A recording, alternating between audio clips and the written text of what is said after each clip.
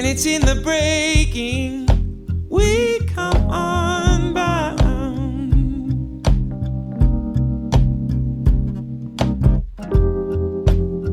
and it's in the giving. We are found, yeah.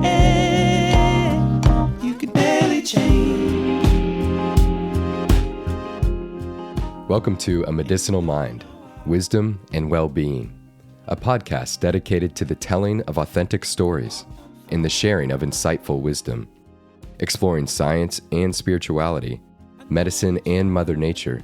No topic is off limits when it comes to growing our personal understanding and supporting our collective well-being. With your host, Dr. Rob Abbott, a family medicine resident practicing spiritually focused and evolutionarily informed functional medicine, we hope to nourish your being so that you can flourish in whatever the moment has called for you to do. And I know you try.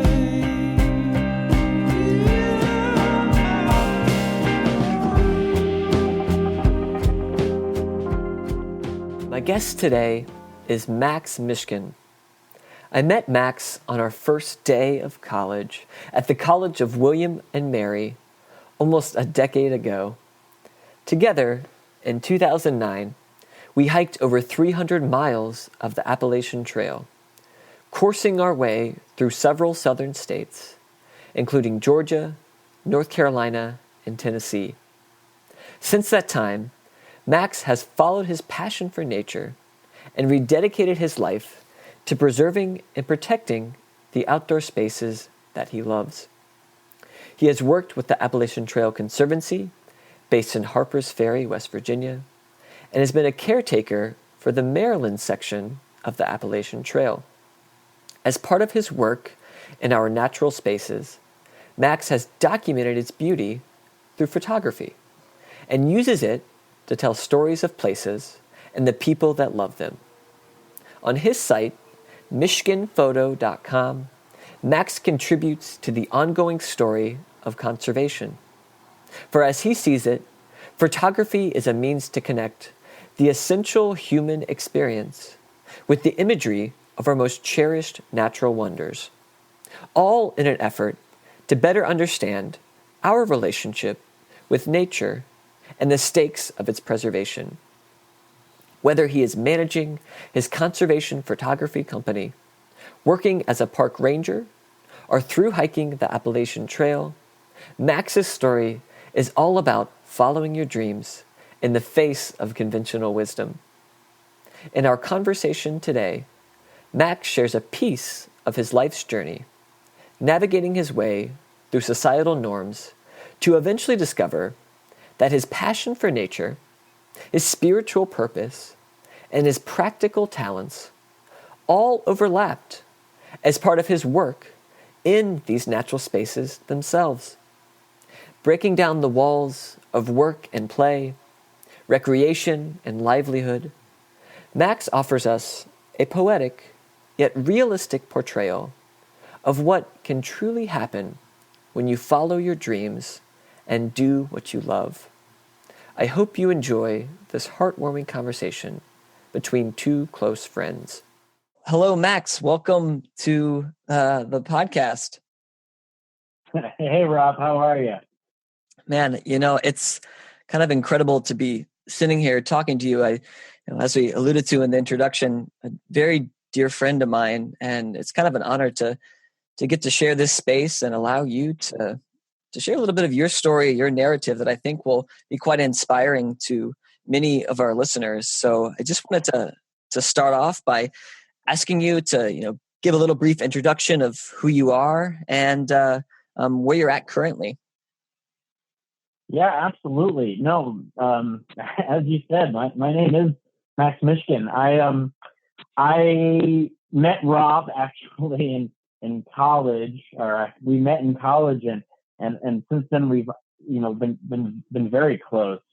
My current, if we're going to get into real professional side of things, I currently work for the Appalachian Trail Conservancy located out of Harper's Ferry.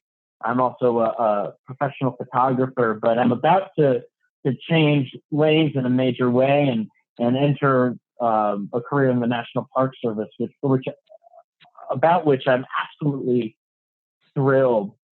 So it's kind of a really wonderful crossroads. In addition, I live out very close to the Appalachian Trail as a Appalachian Trail caretaker for a trail center in the Blue Ridge Mountains of Virginia. So I get to live a very fortunate life of being surrounded by nature and the people who love it, which is literally a dream come true, which I'm pretty sure we'll get into.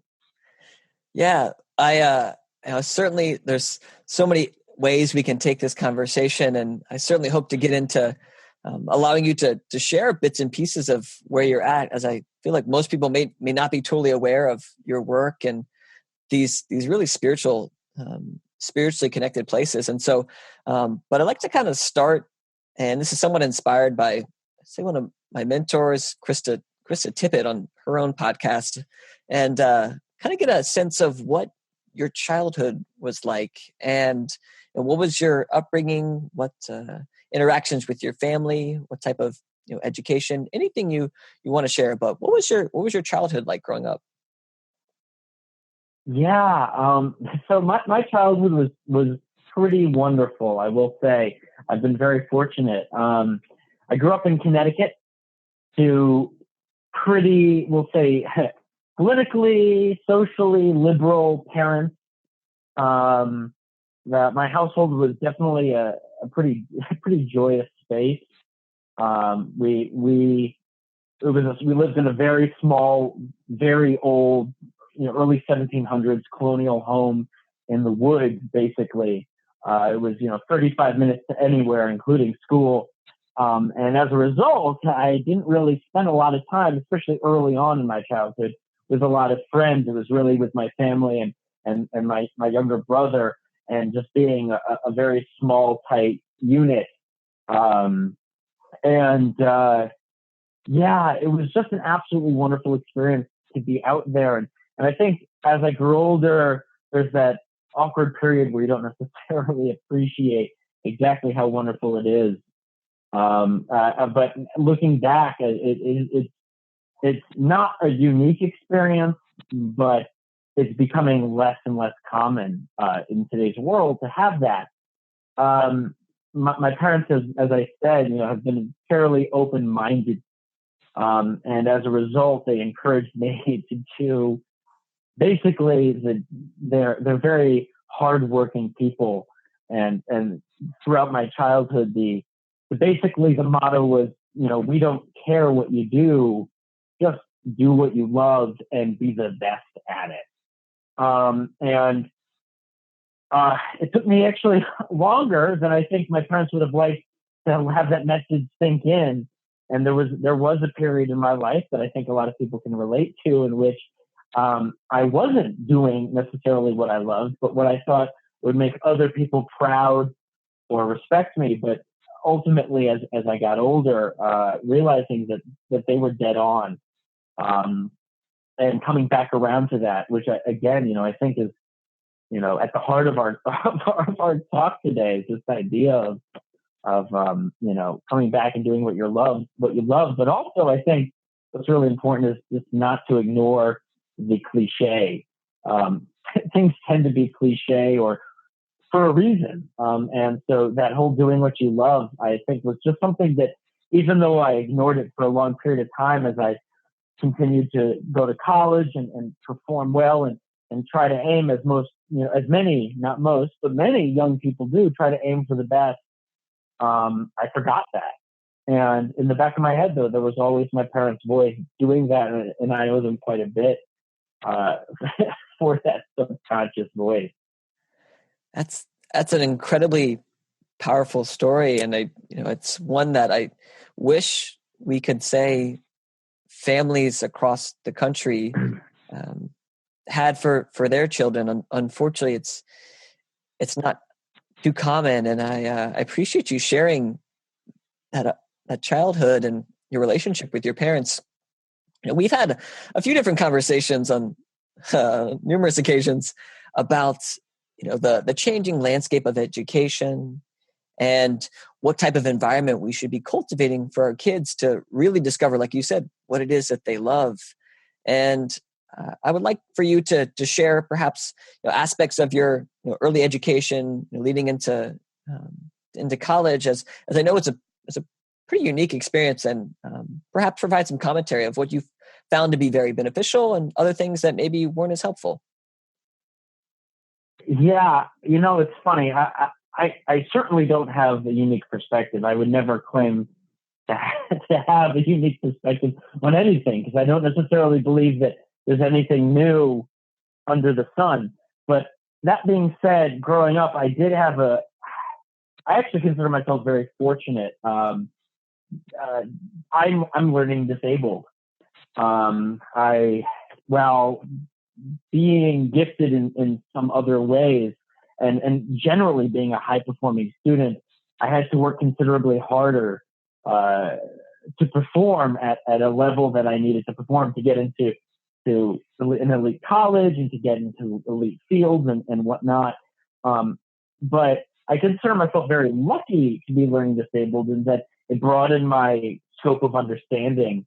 And it forced me to be more self-aware of what works for me and what doesn't. I think if anyone has ever experienced learning disabilities, and again, I don't think it's binary either. I don't think you're either disabled or not. I think that it's a spectrum of learning styles. And if your learning style doesn't fit with the generally accepted model of learning, then you probably at least can relate to these experiences. But I grew up being a high-performing student that seemed to be this kind of anomaly, because while I could, compete with the best of them, at the same time, I was someone who couldn't necessarily spell the most simple words.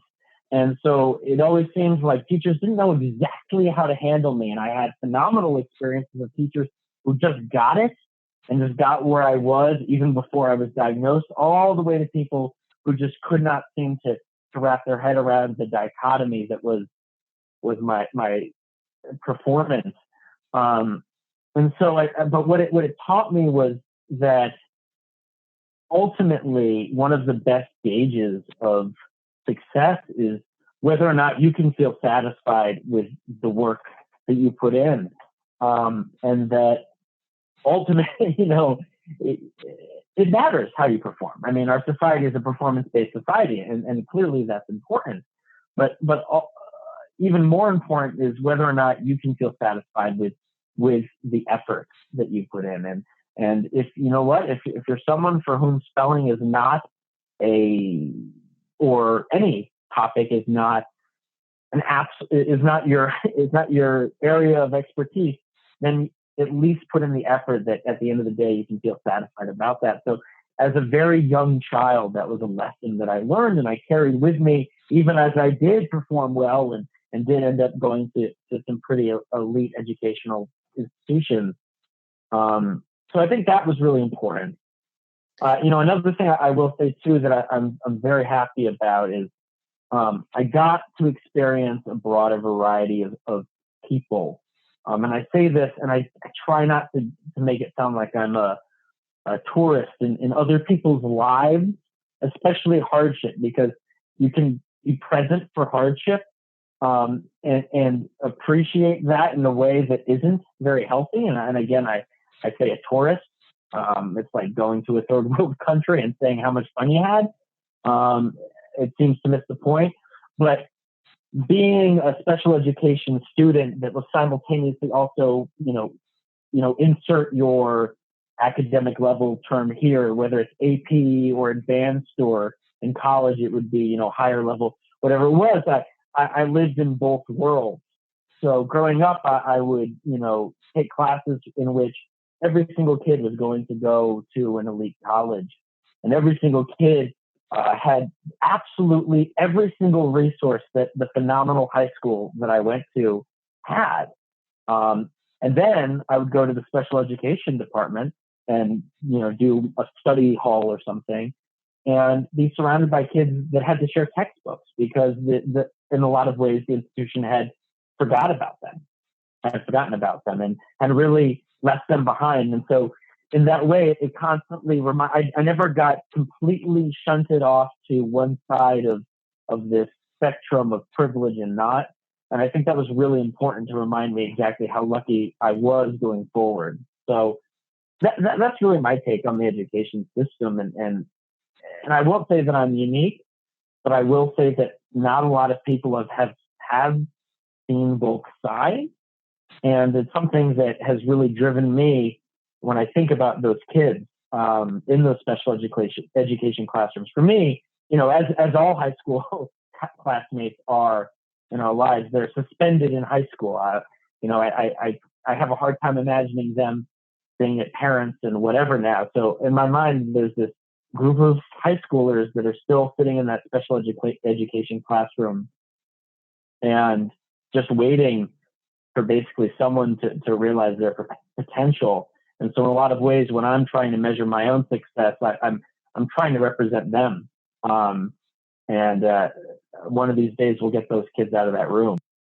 It's incredible to hear you share this. And I think just so many people in our country, for that matter, could really resonate with your message. We've had this massive increase in ADHD, other diagnoses, and just difficult behavior, challenge in school, and really pushing the academic achievement for most of our students.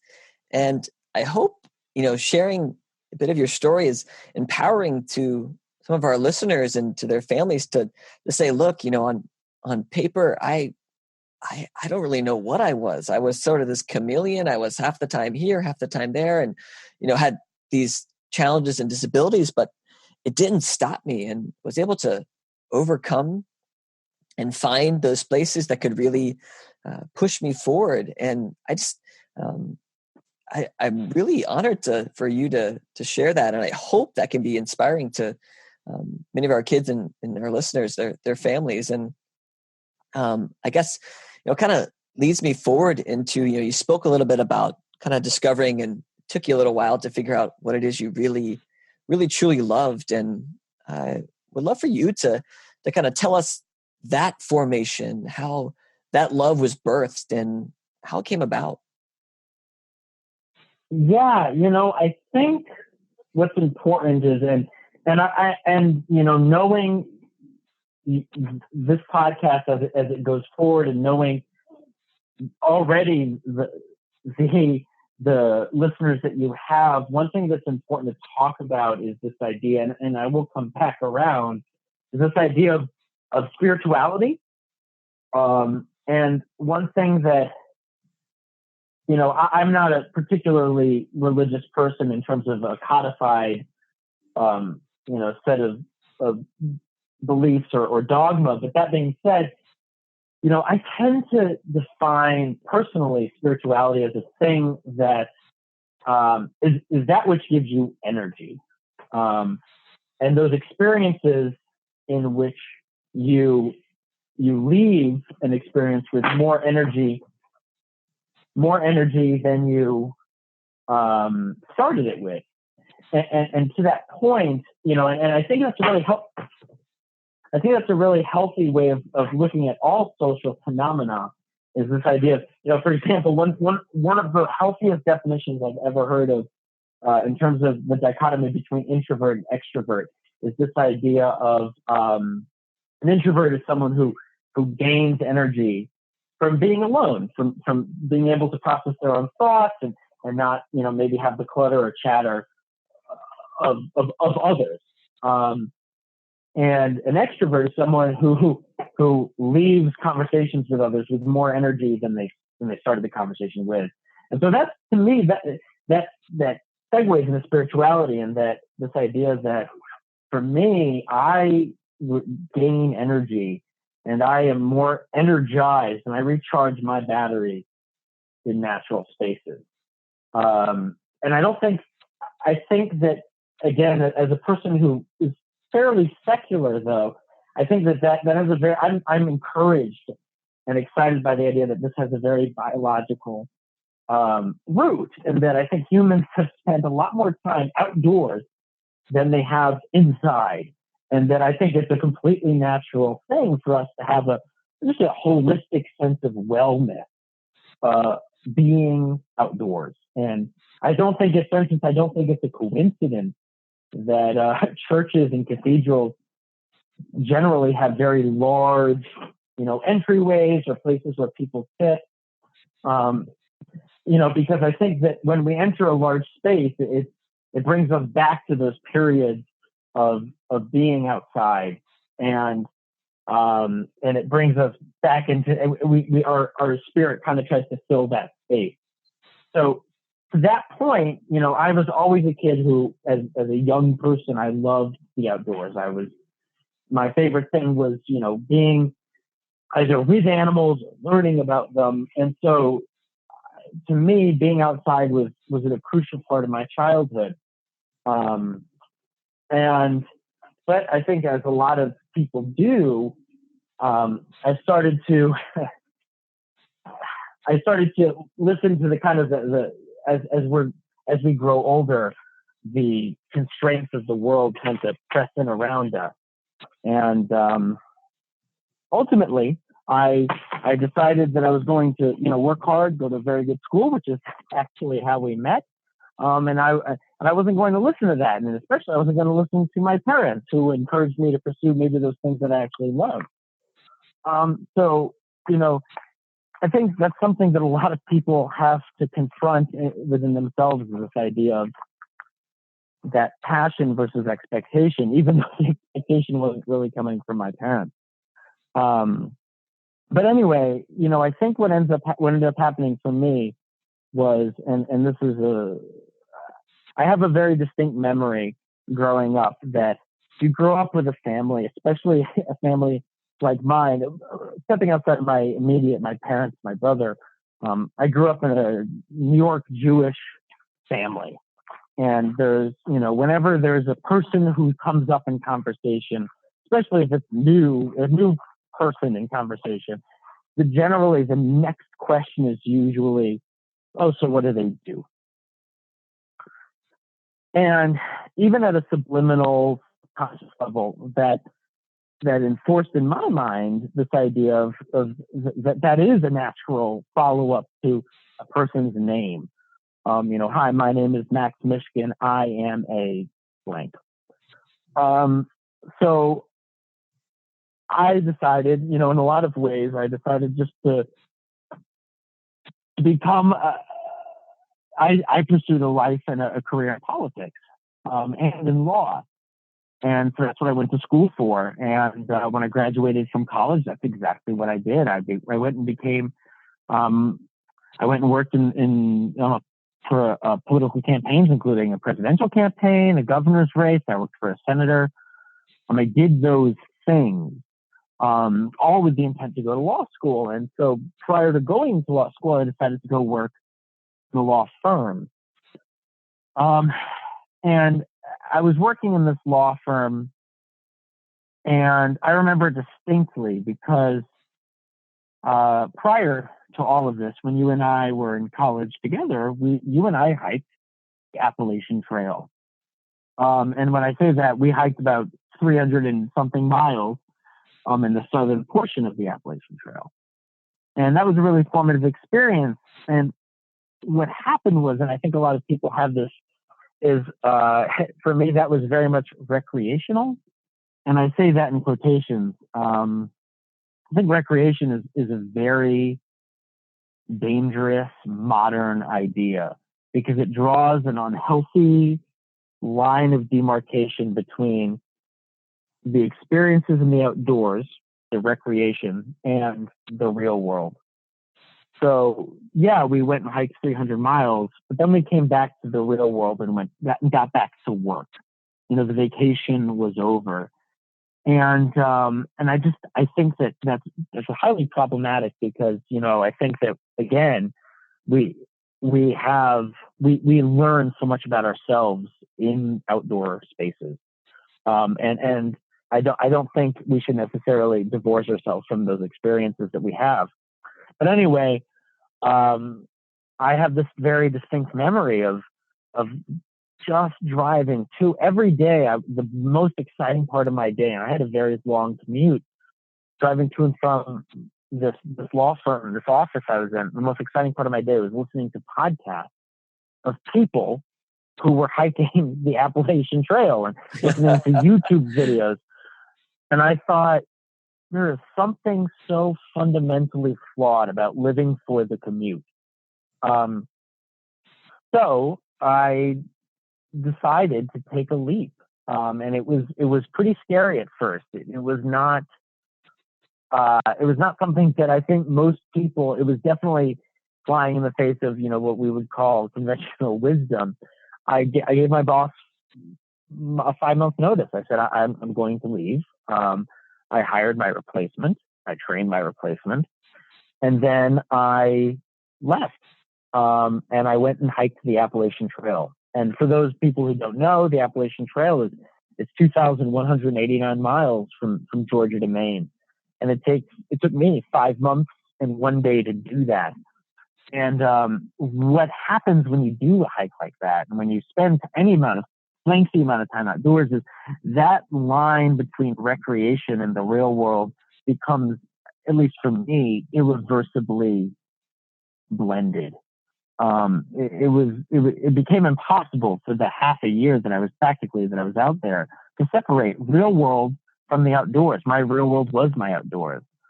And when I was done, I found that I had so much more energy, so much more spirit than when I had started. And I was so much more Max Mishkin than when I had started. And I decided, that's what I want to do. I want to, I think it maybe what at least for me, finding a profession was less about what do I want to do and more about why do I want to do it. And for me, why I wanted to do it was to be outdoors, to give back to those spaces and feel have every day feeling like I've been re-energized by my work rather than being drained by it. And so that's what I did. I after completing my hike, I began working for the Appalachian Trail and volunteering fairly regularly for it. And over the past 3 or 4 years, that's basically what I've done until actually tomorrow will be my 3-year anniversary from starting my hike. Wow. Which, talk about timing. And now, through this whole process, I have, I'm about to start a career with the National Park Service, working as an interpretive ranger and being able to tell stories about places and people to those that love the outdoors and come to hear them. And it's just been an absolute privilege. And I'm just so lucky to have taken that leap. And I'm thankful for it every single day. Gratitude, I can just hear from your voice, from this experience being on the trail. I was very much a part of it, kind of hearing our conversations. I know we tried to talk at least every few weeks, and it was my way of kind of connecting with nature as I was, in the medical school and in the hospital. And so I lived to be able to kind of share and live vicariously through you. But I would love for you to share how your gratitude for those moments, that experience on the trail, kind of translated into your volunteer work and to your eventual work with the Appalachian Trail Conservancy. Yeah, and before we even get into that, I think it's worth noting, in the sort of Academy Award style of, thanking people, that, the person who actually got me excited about the Appalachian Trail, really genuinely excited, was you. So they're in sort of the rolling credits of Max's life. There's definitely a huge, more than honorable mention, Lifetime Achievement Award. We'll come up with the term for Rob Abbott. So we'll just leave that there. But that being said, I think one of the things that happens for people.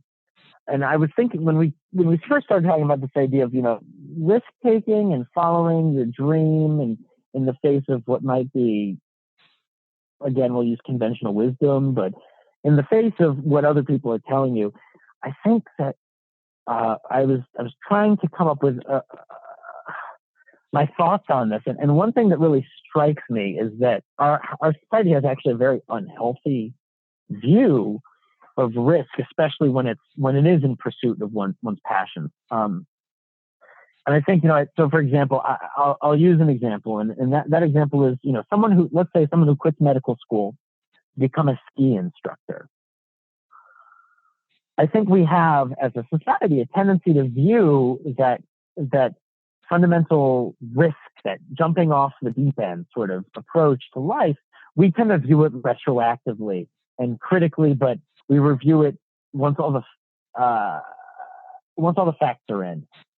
And so, for example, in the case of someone who quits their job or quits medical school to become a ski instructor, on one hand, you have the person maybe who becomes a ski instructor and succeeds and eventually becomes, let's say, the director of Parks and Recreation in Colorado because of that. And on the other hand, you have someone who maybe quits medical school to become a ski instructor and ends up being a ski instructor for the rest of their life.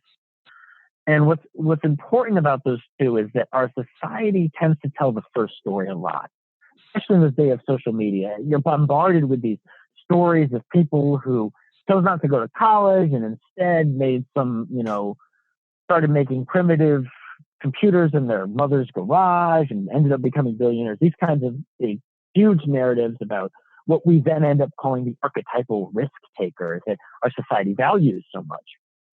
And then on the other side, you have the person who everyone says, well, hey, listen, well, they're a ski instructor, at least they're happy, but they squandered their potential XYZ. And I think that's very problematic for two reasons. One, we take the example of the two ski instructors. I guarantee you, if someone quit medical school to become a ski instructor, it's because they like to ski. And I promise you, a ski instructor is probably skiing more than the director of Parks and Recreation, so they may end up being happier. But that's not the point.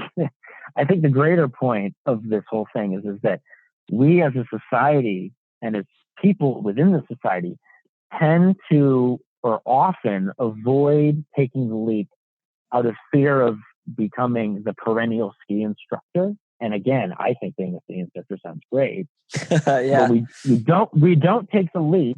But simultaneously, we're bombarded with stories of the ski instructor who followed their passion and became the director of the departments of recreation. And the point is that it leaves us feeling just very unsatisfied with our lives because our lives are full of that kind of regret and that wondering what could have been.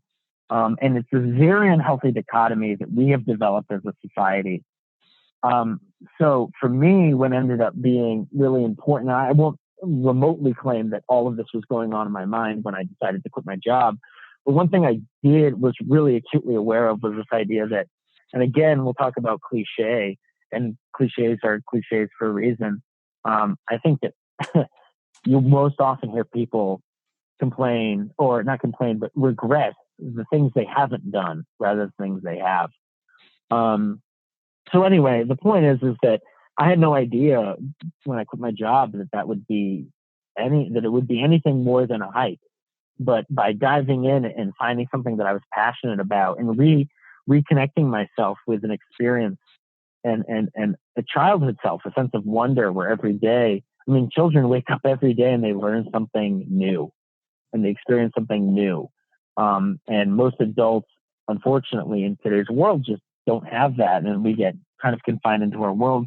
And so when that experience for me, I realized that A, I was very fortunate, but B, that was something I didn't want to lose touch of, and that the world hadn't ended by me making this massive transition, and that I could do that. So I wanted to give back, and I wanted to make sure that other people could have those transformative experiences. And you don't have to hike for 5 months to have a transformative experience. I think lots of people can trace the roots of their oneness of their self back to moments in nature, a trip to Yosemite as a kid, being in Yellowstone or whatever your experience, being in the state park in your backyard, and being able to preserve those places for people, really became what drove me. So honestly, I think that really has been one of the most rewarding parts of this whole journey for me, has been being surrounded by people, both my fellow coworkers and the people that were enjoying the places that I was actively preserving, and being surrounded by them, that every day we're just living out their dreams. And that's something that if you've ever worked in an office, you probably know what I'm talking about. Most people don't get to be surrounded by that every day, and being reminded that you can live a life of fulfillment. Yeah, I'm just getting chills being able to kind of relive some of the conversations and aspects of that journey. As you describe it, it's really fascinating to tell that story of taking that leap of faith. And, I'm kind of curious if you could share with our listeners some practical tools or practical skills that you used on a daily basis as you navigated this leap and pushed forward to something that maybe wasn't entirely clear or entirely formed, but kind of give us a glimpse of some of the things that, maybe some daily habits, or just on a very practical level, some skills that you use to find and get yourself to that place of love. Yeah, no, that's wonderful. And I think, again, I'm going to go back to that transformative Appalachian Trail AT experience. And I think actually it's funny because, if you're what we call a thru hiker, so someone who has hiked an entire long distance trail within one season, if you've thru hiked any long distance trail, I would consider you to be definitely in the category of an elite sportsman or woman.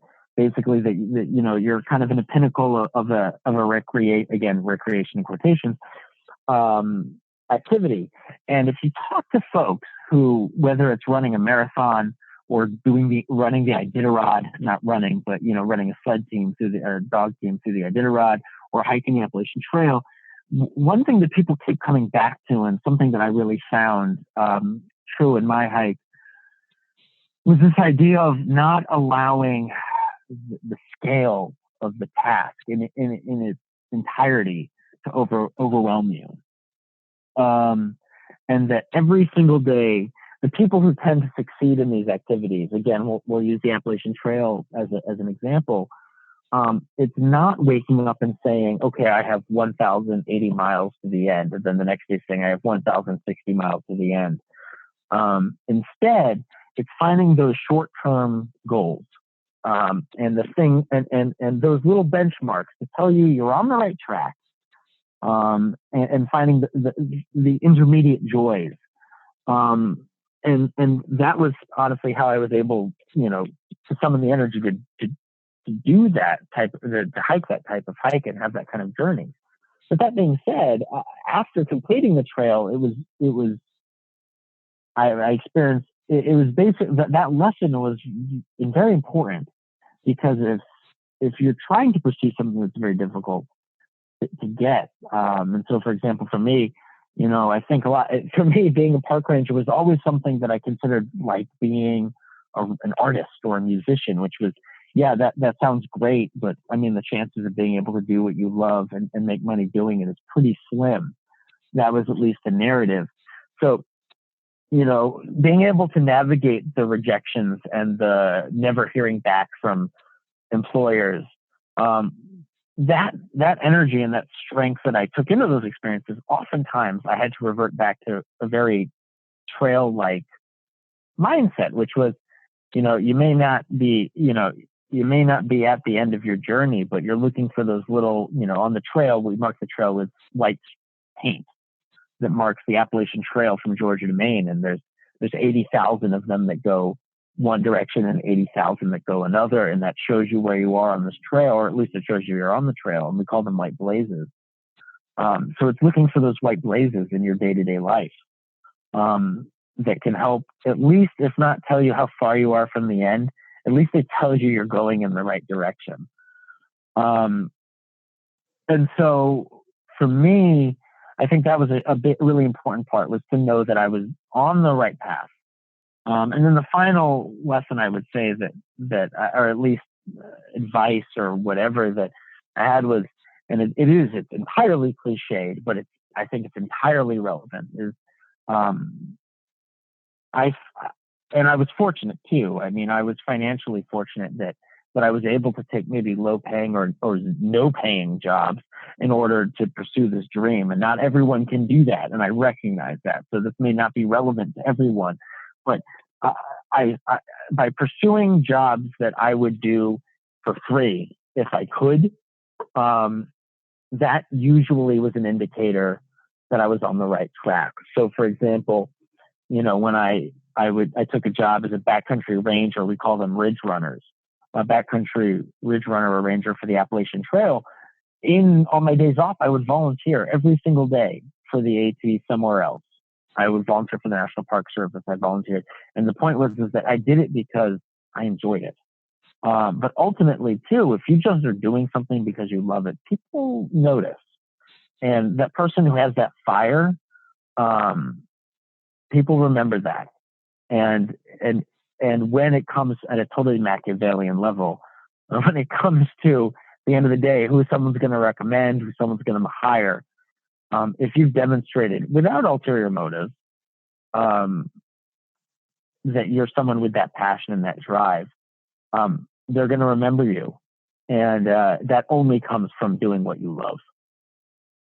Wow, Max, it's just, I really am kind of left wordless sitting here as you describe your journey. And I feel like I should have already known these things about you to the degree for which we talk, but it's incredible to see that imagery, while quite poetic, just how practical and real it is for you and for everyone else. And so thank you for sharing this. And, I wish we could kind of continue just talking for hours and hours, but I do kind of want to bring us back to some degree of closure. And, it's been interesting. We've been sharing this dialogue together, and I know you've sort of mentioned and spoke a little bit about your spirituality, your aspects of your faith and nature and that experience. And, but really we haven't really addressed and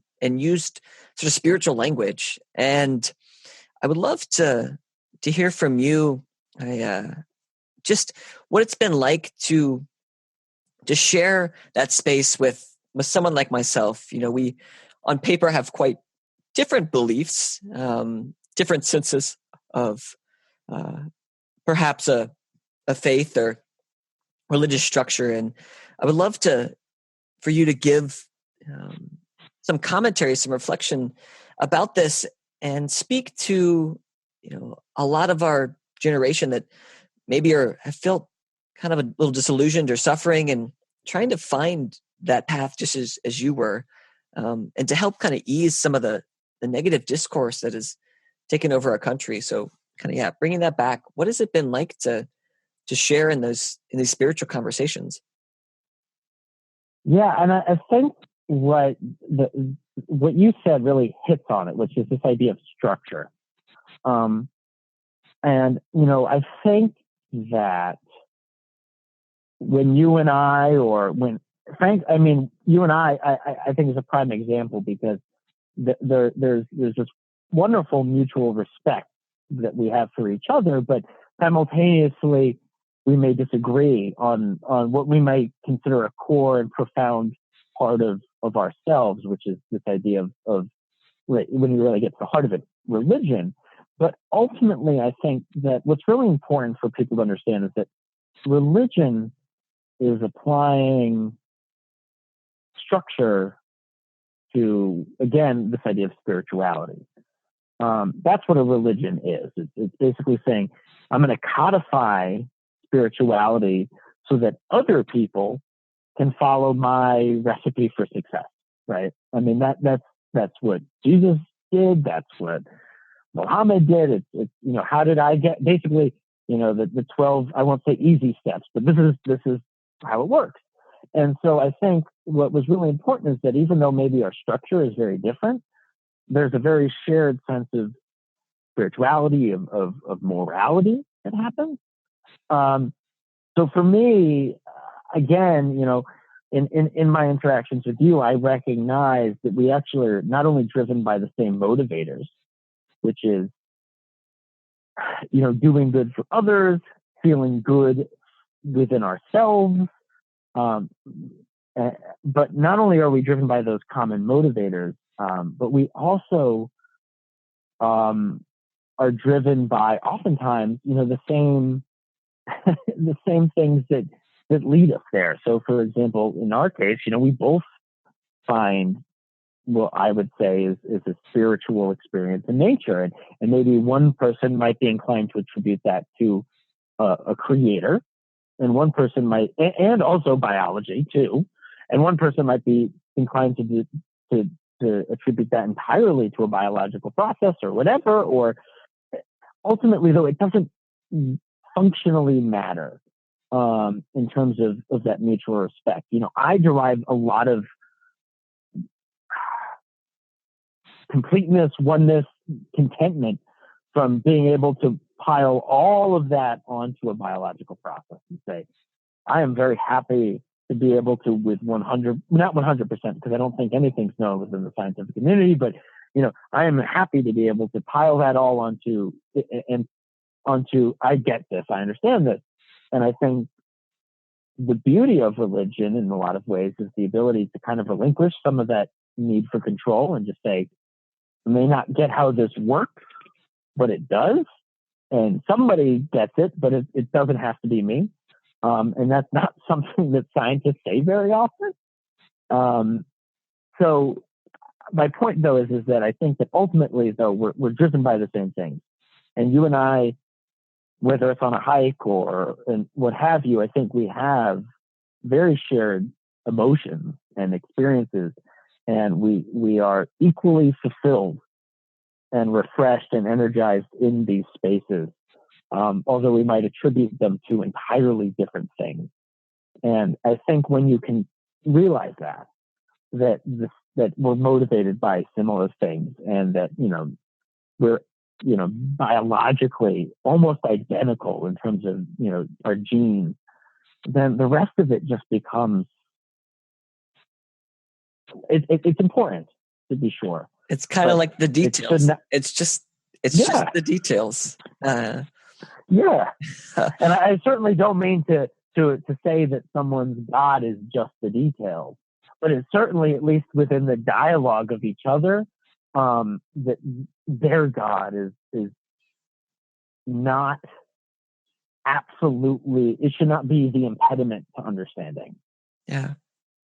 It's beautiful. I mean, it gives me hope knowing the type of relationship that I have with you and so many of others in my community, that we can truly connect with that oneness, that shared belief, that shared collective purpose. And yeah, it really does give me practical hope and optimism that we can live a life of inclusion and see the end of suffering, and try to dispel and end hatred for things that we can't understand. And so I appreciate you sharing. And I guess to really bring things to a close, I to just open one last time for you to share any final reflections or wisdom that you've garnered in your journey that you feel would be of help to others.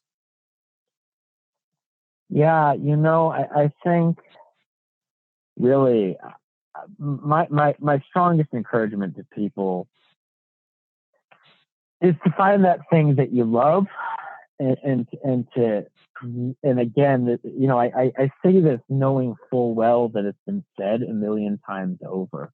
And my only hope, my only dream in saying it in maybe a different way, in maybe different words, is that maybe this is like, this is the tipping point. It's the straw that breaks the camel's back and forces someone to do it. Is that when you love what you do, you end up making it work. And I think it attributes to this idea of fate. We have this feeling that there, looking back on scenarios, that there was this preponderance of force that led us to this point but I think that comes from within, personally. And I think that we make the most of experiences, and that if you're on that trail and you're looking for that next trail marker, and if you constantly do that, and just keep checking, because yes, it in a lot of ways, it's very comforting to just stumble off into the woods and never doubt it. But ultimately, what's far more healthy is to just make sure that you're doing what you love, and that you're not sticking to a path in the sense that you're not being flexible, but that you're making sure that you're on the path to something that will fulfill you. And if you do that, and if you really pursue that, and you embrace it, that good things come. And that whenever you hear these stories of successful or happy people, they usually tell it like we're doing. This isn't even a very long personal story, 40, 50 minutes. Usually these stories are 5-10 minutes. So they glaze over all the challenges and the difficulties and the job rejections and the moments of doubt and everything. And it ends up becoming a very neat, clean narrative. And the important point is to stick. If you're on the path to something important,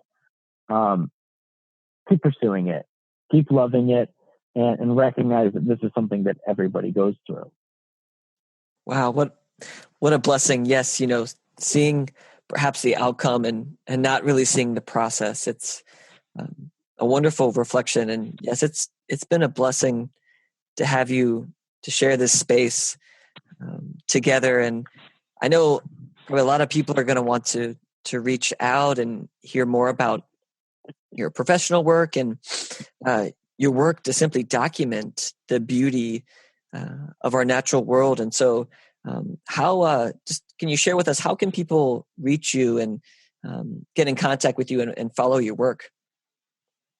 Yeah, absolutely. And we didn't really get a chance too much to talk about it, and that's fine, because there's only so much we can talk in at least about all this stuff in one sitting, in one go. But I do also have a photography website that I do have photographs from my experiences and from the trail, and so that is a great. It's Mishkin Photography, MISHKIN, actually MishkinPhoto.com. And that's a great way. I have my email address is there. If you're in, and I'm open to all sorts of questions. If you want to hike the Appalachian Trail, I can certainly give you information about that too.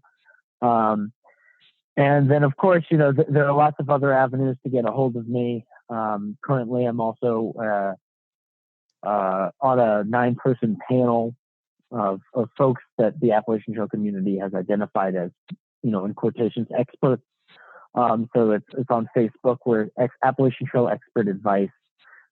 So if something I've said, or if you've always dreamed about hiking the Appalachian Trail, that's a great way to get a hold of me and others who are passionate about this. So between Mishkin Photo and Appalachian Trail Expert Advice, there's usually some pretty great avenues to get a hold of me. And we will have some of the links to the podcast and our notes on the page. So please look at those links on the show notes to see Max's work. So yes, just thank you again for sharing this space, and I can't wait to see you in person. It's been too long, and yeah, thank you again. Absolutely, thank you. All right. Thank you for your presence and willingness to receive a new narrative, a passionate perspective, and perhaps a deeper sense of connection with our collective purpose. Please share this podcast with any and all that you believe will benefit from its intention to relieve one's doing and engage one's being. Please share your comments about the conversation on our podcast page and leave a review in iTunes so that the voices in this space can spread to all ears ready to receive it. Music credit goes to Dillingham for their song Vessel. Remain open, stay curious, and forever be love. You walked on fire, and I know you tried.